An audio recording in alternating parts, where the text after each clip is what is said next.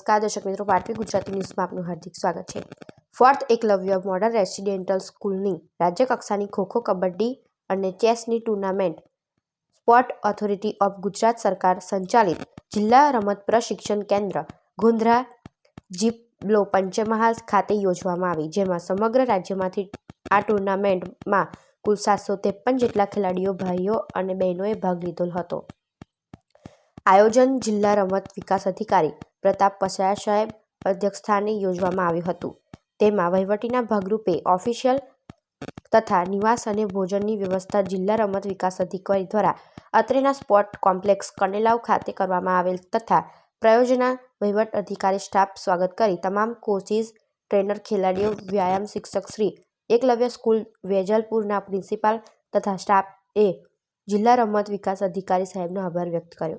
પાટવી Gujarati news Panchmahal bureau chief Naginbhai Gandhi.